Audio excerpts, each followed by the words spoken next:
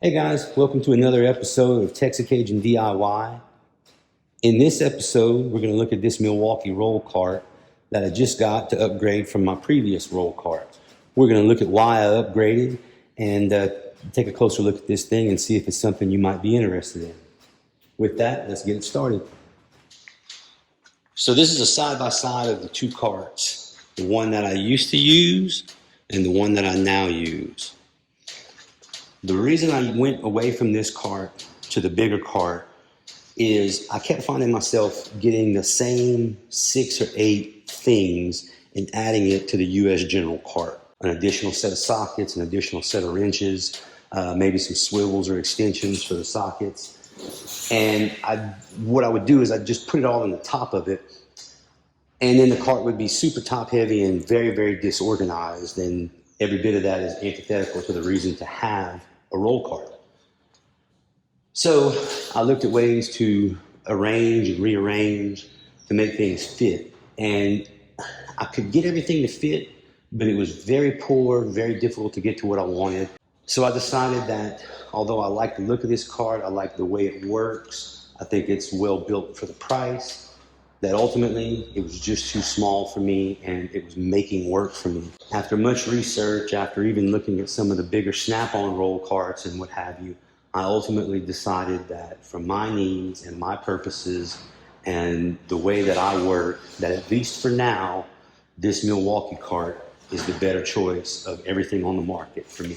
So we're going to take a quick look at the US General cart, its size, pros and cons, and that sort of thing.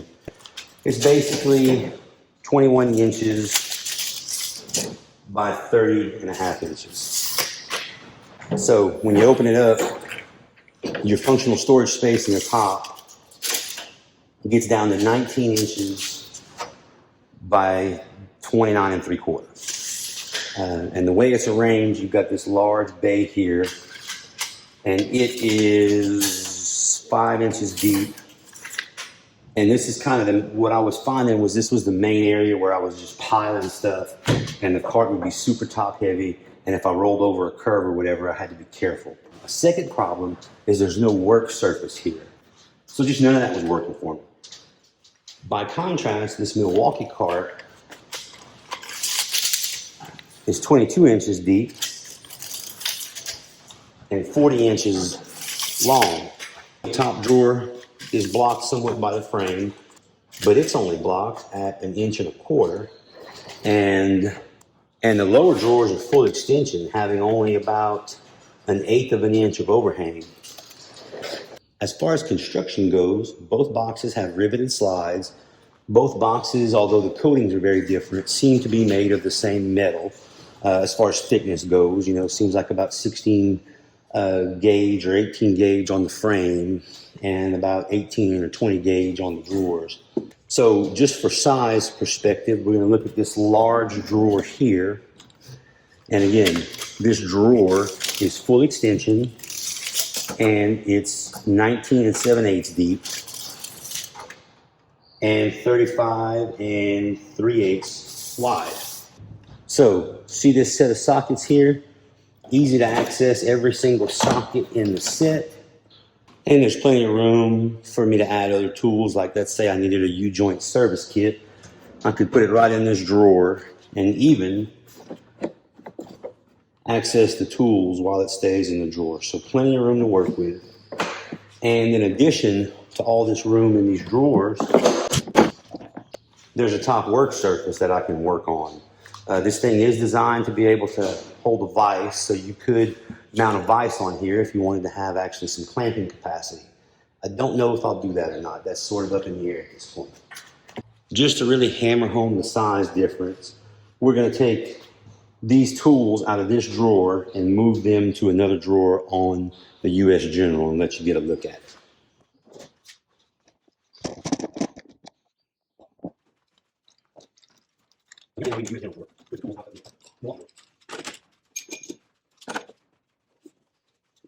And you can see pretty quickly that you run out of room. And there's still a whole nother set of these Steelman Pro swivels in the other toolbox. And you can see that if I filled this up, there's really not any room to add anything. So if I were interested in putting that same ball joint service kit Really, the only thing I could do would be to put it in the top or on top. And just to give you an idea of what that looks like, this is that same ball joint service kit, and you'll see it completely consumes the top of the box. U.S. General box is $200 with a coupon if you're patient and wait for that. This box, by contrast, just had a price reduction at Home Depot, and it went from $648 to $548. I feel like about 150 of that is you paying for it to say Milwaukee. I feel like there are other boxes that are of similar quality that are less expensive that have the same general size, but even though they may have the same size, they really don't have the same features. And maybe that's really what you're paying for here, is that the feature dense box is gonna have a premium price on it. Before we look at those features, this is the actual label from Home Depot, and you can see here that it's $548 and that it was $648. And now that I've shown you that,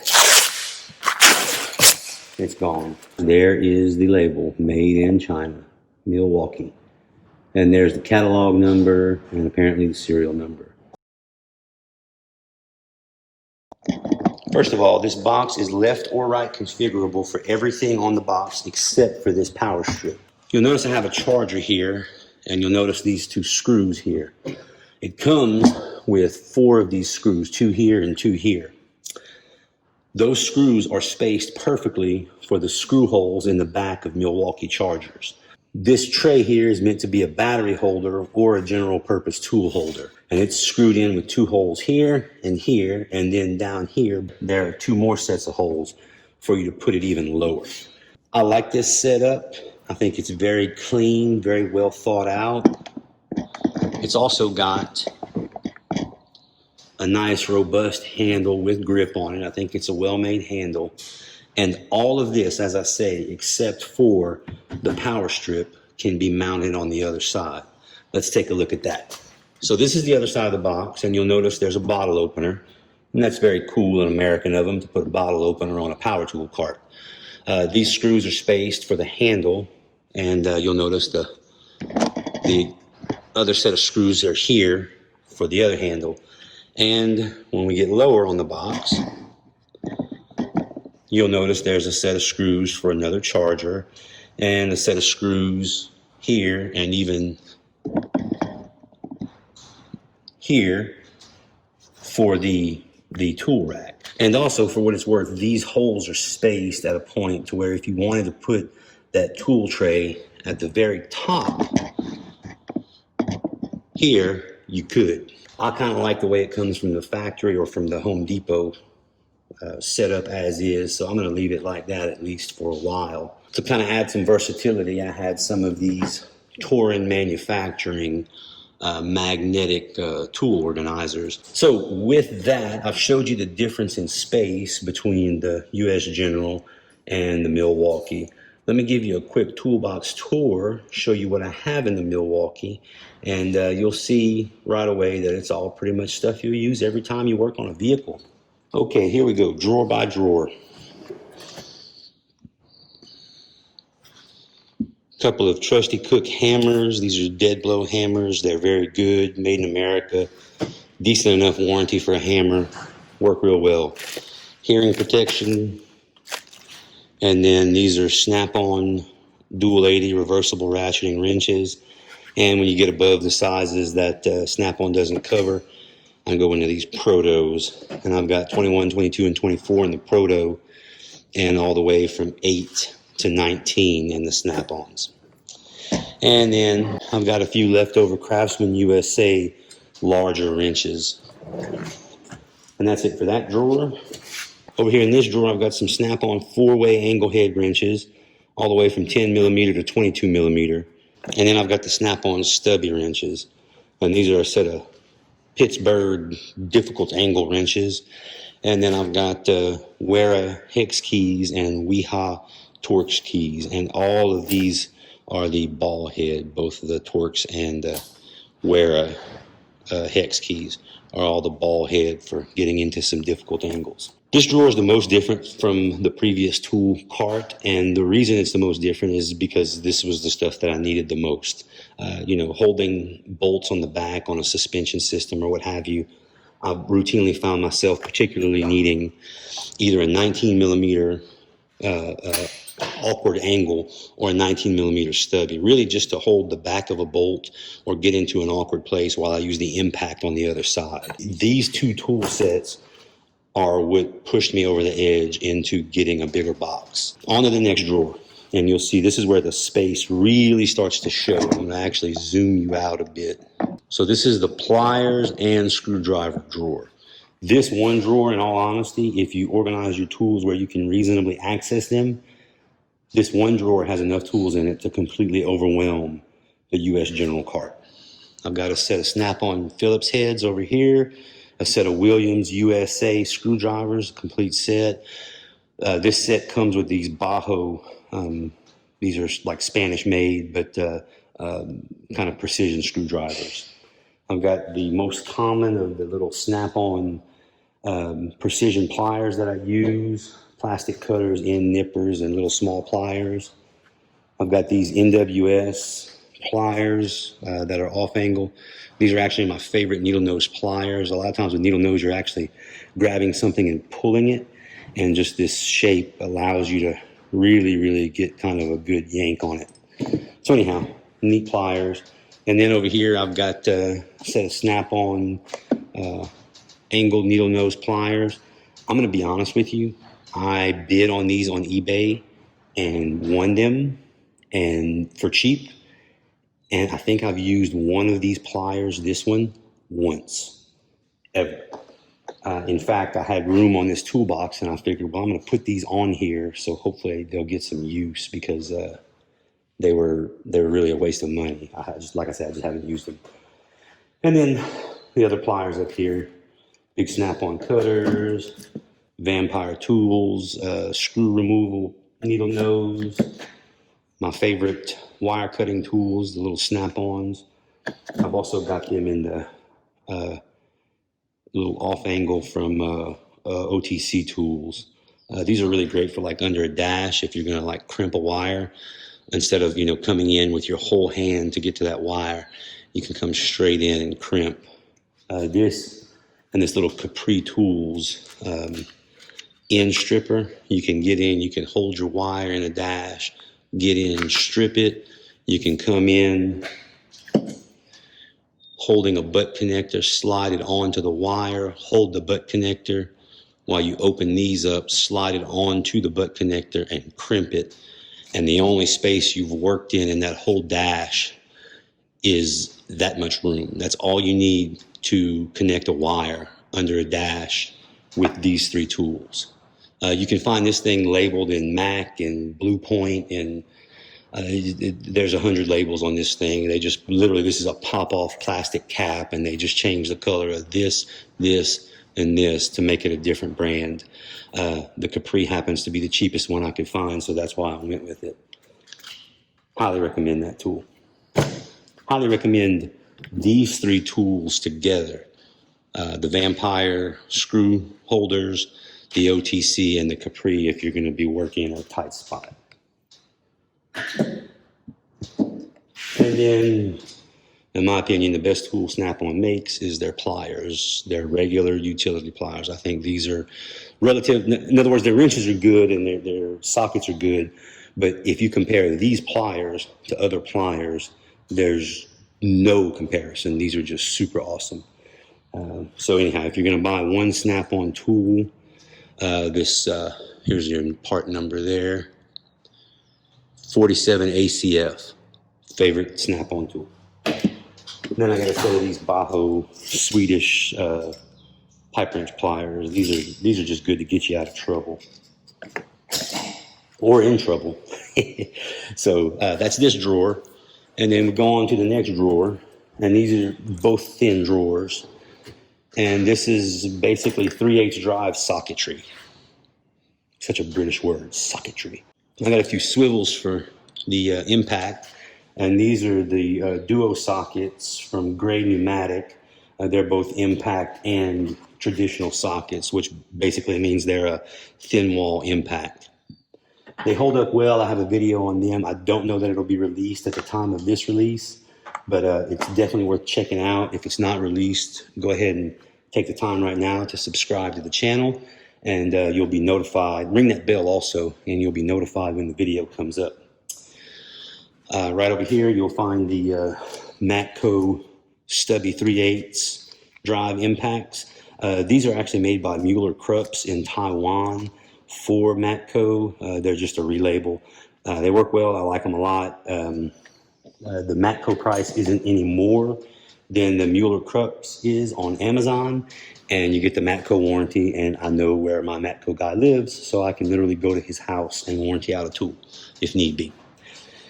And then over here, just an assortment of swivels. I could do a whole video on swivels and extensions, and maybe I should. If you think I should, put in a comment. But I've got snap-on lockings. I've got Stahlvilla, several there.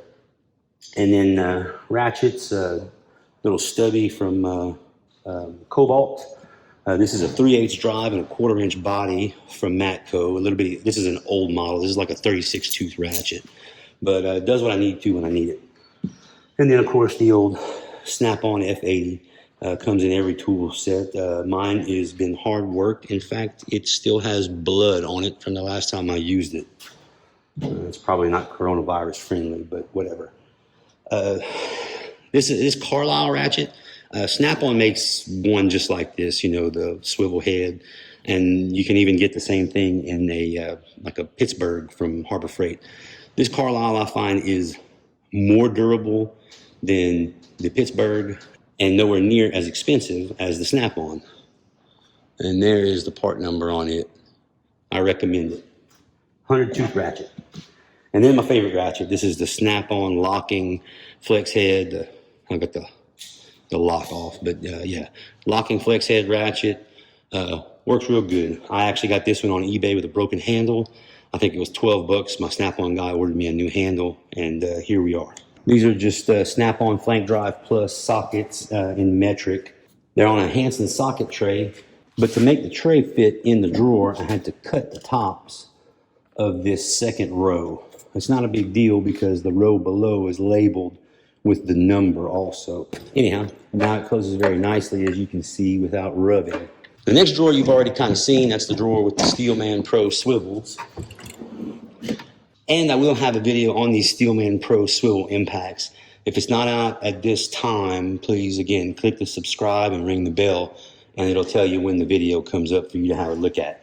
One of the things I routinely found myself adding to the tool cart was just a regular old set of 3/8 drive sockets, just SAE 3/8 drive sockets. So on this cart here, I went ahead and took a set over here. And these are just Williams USA, which is basically the same as the Snap-on Flank Drive. Just Williams USA sockets, 6-point.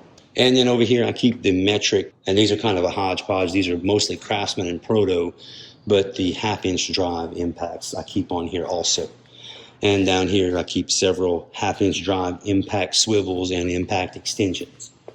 And with all of that, just in case I ever need to use these with a ratchet, in this upper drawer here, I do keep some 1/2 inch drive. I keep a Proto ratchet and a Hazette ratchet and some extensions and a swivel. So that turns this set into the versatility of being a second socket set or an impact set if need be. And in the bottom drawer of this box, you'll find a power tool organizer as a standard feature. And it does lend itself to being more of an impact holder or a drill holder than, say, like a saw holder. It's really intended to hold your impacts. So on this box, I've got my 3/8 drive high torque, my 3/8 drive mini, my ratchet, and the high torque 1/2 inch drive. The only tool, as far as power tools go, that I'm interested in adding to this box is that brand new Milwaukee right angle impact. I'm definitely going to get one of those, and that should round out what I keep on this box routinely. And over here, I'm just going to keep this bay open for just whatever. On the exterior of the box, with regard to standard features, There's one thing it lacks that the Harbor Freight US General box does have, and that is this aerosol can organizer. So now that we've done a tour on this thing, let's get this bottom drawer out and see if we can have a look at the construction quality.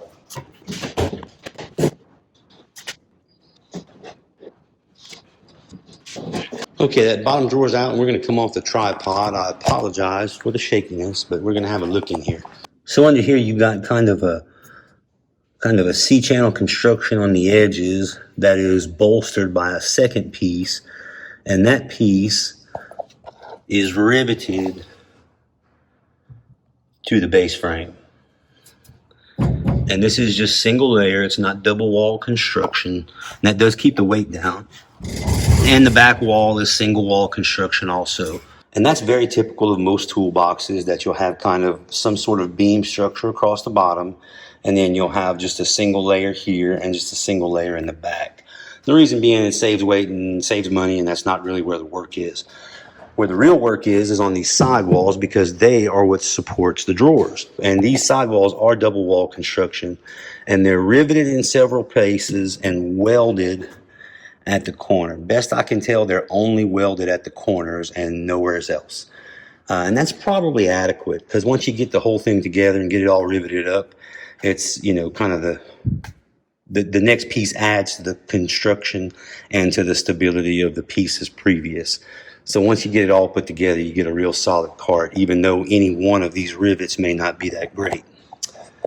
Would prefer to see a solid welded box, obviously, but it's a prosumer grade box. As far as the casters and the caster hardware, it looks to me like two pieces of 3/16 angle iron that is tapped and has these wonderful heavy duty casters on it. And I feel like they put a little bit of money in these casters. I'd say that's probably, for me to buy outright, you're probably looking at a $150 set of casters. And they are grease serviceable, so these are really nice casters. And they have this very robust locking mechanism on it. So I feel like you do get a lot of value out of the casters. As far as the drawers, you can see back in the back, that's the slow close mechanism you're looking at there. Here, high speed me struggling to put that bottom drawer back in. You'll probably get a kick out of that.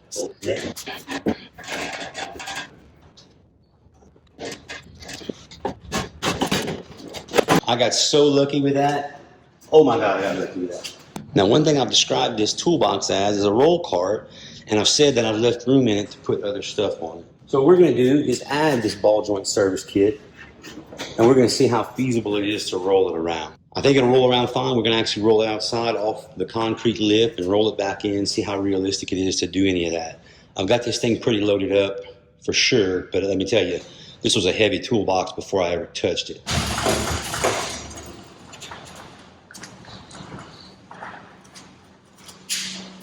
It rolls very easily. It's certainly not light, but it does what it needs to do.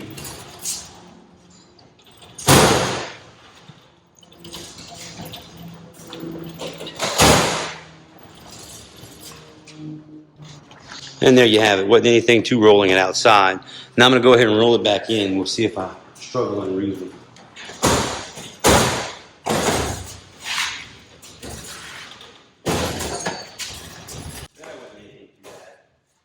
Unless our man can do that. I'll do it again. I'll show you. It's more about the feet than it was about it being good.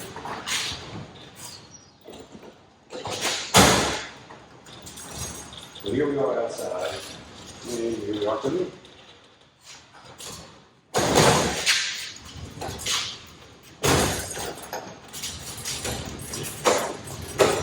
And nothing to it. Now, I didn't feel like I strained it or hurt it or damaged the casters or anything. I think it's just fine. So most people right now are thinking, well, I don't normally roll my box outside over concrete lips. What would it be like to roll it inside? Well, let's give it kind of a little run around and see how well it keeps the tools from rolling about.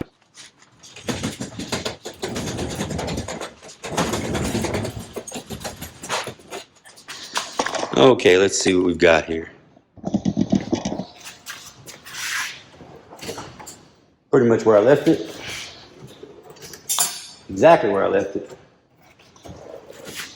Exactly where I left it. Exactly where I left it. Oh, that 7mm moved. There you go. Exactly where I left it. Exactly as it was left. And no movement down here either. All right, guys, there you go. The Milwaukee mobile workstation with a steel top. Catalog number 48-22-8540. Well, I hope you enjoyed the review and the toolbox tour. If you're interested in seeing more content like this, please click that subscribe button.